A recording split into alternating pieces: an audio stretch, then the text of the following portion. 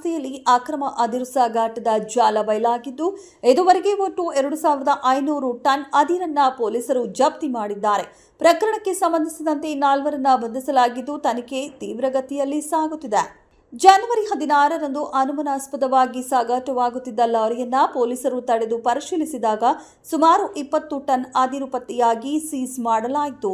ಈ ವೇಳೆ ಲಾರಿ ಚಾಲಕ ತಿಪ್ಪೇಸ್ವಾಮಿ ಬಂಧನಕ್ಕೊಳಗಾಗಿದ್ದು, ವಿಚಾರಣೆಯಲ್ಲಿ ಮಹತ್ವದ ಮಾಹಿತಿಗಳು ಬಹಿರಂಗವಾಗಿವೆ.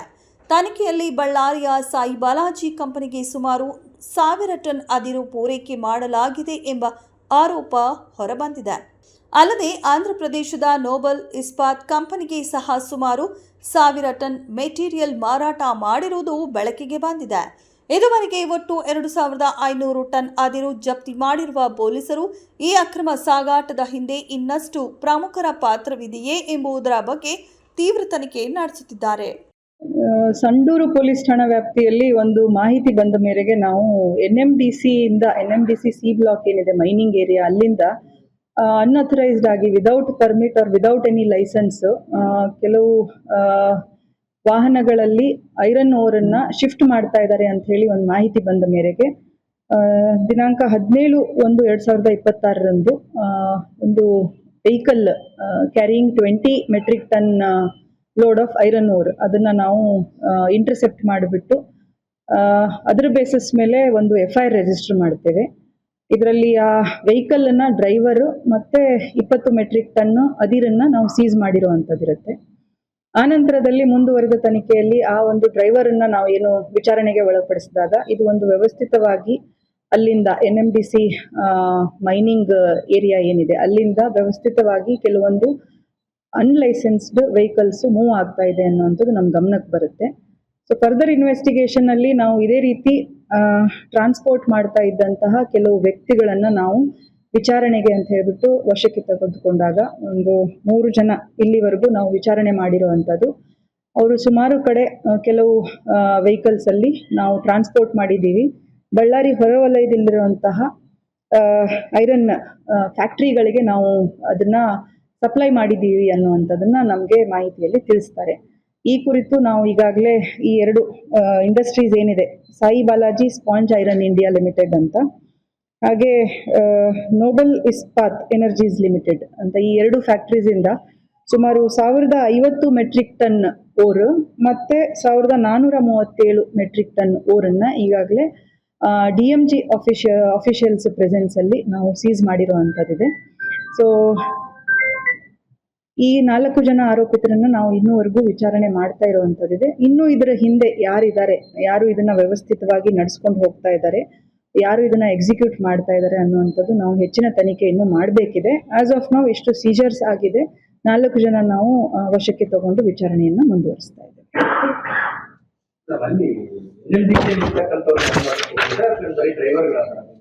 ಈಗ NMDC ಇಂದ ಆಗಲಿ ನಾವು CISF, ಯಾಕಂದ್ರೆ ಅಲ್ಲಿ CISF ಕಾರ್ಡನಿಂಗ್ ಇರುತ್ತೆ. ಸೊ CISF ಇಂದ NMDC ಇಂದ ಹಾಗೆ DMG ಇಂದ ಕೆಲವೊಂದು ಅಫಿಷಿಯಲ್ ಡಾಕ್ಯುಮೆಂಟ್ಸ್ ನಾವು ಕೇಳಿದ್ದೇವೆ. ಸೊ ಅದನ್ನ ನಾವು ಪಡೆದು ವಿಚಾರಣೆಯಲ್ಲಿ ಅಳವಡಿಸ್ಕೊಳ್ತಾ ಇದ್ದೇವೆ. ಸೊ ಬೇಸ್ಡ್ ಆನ್ ಎನ್ಕ್ವೈರೀಸ್ ನಮ್ಗೆ ಏನ್ ಗಮನಕ್ಕೆ ಬರುತ್ತೆ, ಬೇಸ್ಡ್ ಆನ್ ಅಫಿಷಿಯಲ್ ಡಾಕ್ಯುಮೆಂಟ್ಸ್ ಏನ್ ಗಮನಕ್ಕೆ ಬರುತ್ತೆ ಅದರ ಪ್ರಕಾರ ನಾವು ಫರ್ದರ್ ಇನ್ವೆಸ್ಟಿಗೇಷನ್ ಮಾಡ್ತೇವೆ. ಗಮನಾರ್ಹವಾಗಿ ಸಂಸ್ಥೆಯಲ್ಲಿ ಭದ್ರತೆಗೆ ಸೆಂಟ್ರಲ್ ಇಂಡಸ್ಟ್ರಿಯಲ್ ಸೆಕ್ಯೂರಿಟಿ ಫೋರ್ಸ್ ಸಿಬ್ಬಂದಿ ಇದ್ದರೂ ಅಕ್ರಮ ಸಾಗಾಟ ನಡೆದಿರುವುದು ಹಲವು ಪ್ರಶ್ನೆಗಳನ್ನು ಹುಟ್ಟಿಸಿದೆ. ಭದ್ರತಾ ವ್ಯವಸ್ಥೆಯಲ್ಲಿ ಏನಾದರೂ ಲೋಪವಿದೆಯೇ ಎಂಬುದರ ಬಗ್ಗೆ ಸಹ ಪರಿಶೀಲನೆ ನಡೆಯುತ್ತಿದೆ. ಪ್ರಕರಣದ ಸಂಪೂರ್ಣ ಜಾಲವನ್ನು ಬಯಲಿಗೆಳೆಯಲು ಪೊಲೀಸರು ಮುಂದಿನ ತನಿಖೆ ಮುಂದುವರೆಸಿದ್ದು, ಇನ್ನಷ್ಟು ಬಂಧನಗಳ ಸಾಧ್ಯತೆಯನ್ನ ತಳ್ಳಿಹಾಕಲಾಗುವುದಿಲ್ಲ. ರಾಜಕಾರಣ ಅಲ್ಲ, ಅದು ಟೋಟಲ್ಲು ಸೆಂಟ್ರಲ್ ಗೌರ್ಮೆಂಟು ಅಂಡರೇ ಬರೋದು. ಅದೇ ಏನನ್ನ ಸ್ಟೇಟ್ ಗೌರ್ಮೆಂಟ್ ಅಂಡರ್ ಬರೋಂಥ ಸಂಸ್ಥೆ ಏನನ್ನ ಆ ರೀತಿಯಲ್ಲಿ ಏನೇನು ನಡೆದಿದ್ರೆ ಇಷ್ಟೊತ್ತಿಗೆ ಪ್ರತಿ ಮೀಡಿಯಾದಲ್ಲಿ ಸ್ಟೇಟ್ ಗೌರ್ಮೆಂಟು ಸಂಸ್ಥೆ ಕಂಪ್ನಿ ಈ ಥರ ಮಾಡ್ತು, ಆ ಥರ ಮಾಡ್ತು, ಇಷ್ಟು ಕೋಟಿ ಹಗರಣ, ಅಷ್ಟು ಕೋಟಿ ಹಗರಣ ಅಂತೇಳಿ ಹಾಕ್ಬಿಡ್ತು. NMDC ಯಾವಾಗ ಸೆಂಟ್ರಲ್ ಗೌರ್ಮೆಂಟು